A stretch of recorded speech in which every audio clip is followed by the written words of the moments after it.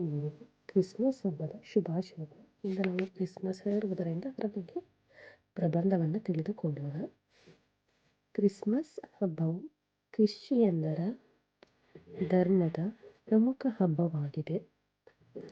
Christmas ಅನ್ನು December 25ರಂದು ಆಚರಿಸಲಾಗುತ್ತದೆ. ಈ ಹಬ್ಬವು ಯೇಸು ಕ್ರಿಸ್ತನ ಜನ್ಮ ವಾರ್ಷಿಕೋತ್ಸವದ ಆಚರಣೆಯನ್ನು ಸೂಚಿಸುತ್ತದೆ.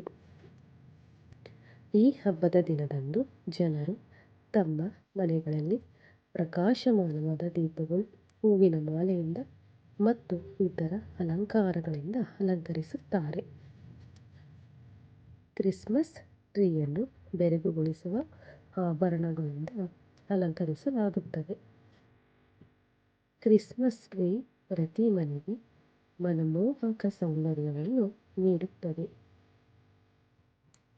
ಯೇಸು ಪ್ರಪಂಚದ ಎಲ್ಲ ಪಾಪಗಳಿಂದ ಜನರನ್ನು ರಕ್ಷಿಸಲು ಬಂದ ಎಂದು ಕ್ರಿಶ್ಚಿಯನ್ನರು ನಂಬುತ್ತಾರೆ.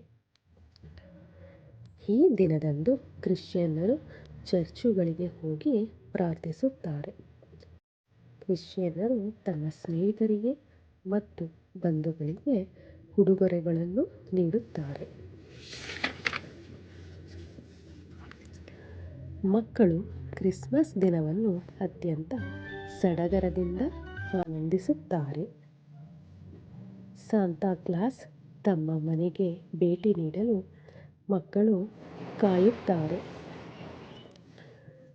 ಸಾಂತಾ ಕ್ಲಾಸ್ ಇಂದು ಮಕ್ಕಳಿಗೆ ಉಡುಗೊರೆಗಳನ್ನು ನೀಡುತ್ತಾರೆ. ಕ್ರಿಸ್ಮಸ್ ಯೇಸು ಪ್ರಭು ಕಲಿಸಿದ ಪ್ರೀತಿ, ಸಾಮರಸ್ಯ ಮತ್ತು ಶಾಂತಿಯ ಸಂದೇಶವನ್ನು ಹರಡುವ ಹಬ್ಬವಾಗಿದೆ. 1660ರಲ್ಲಿ ಕ್ರಿಸ್ಮಸ್ ಹಬ್ಬವನ್ನು ರಜಾದಿನವನ್ನಾಗಿ ಘೋಷಿಸಲಾಯಿತು. ಈ ದಿನದಂದು ಸಾಂಪ್ರದಾಯಿಕ ಕೇಕ್ ಮತ್ತು ಮಫಿನ್ಗಳನ್ನು ಮಕ್ಕಳಿಗೆ ಸವಿಯಲು ನೀಡುವರು. ಕ್ರಿಸ್ಮಸ್ ಕ್ರಿಶ್ಚಿಯನ್ನರ ಬಹಳ ಮುಖ್ಯವಾದ ಹಬ್ಬ.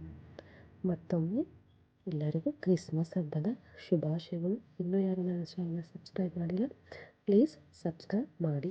Thank you.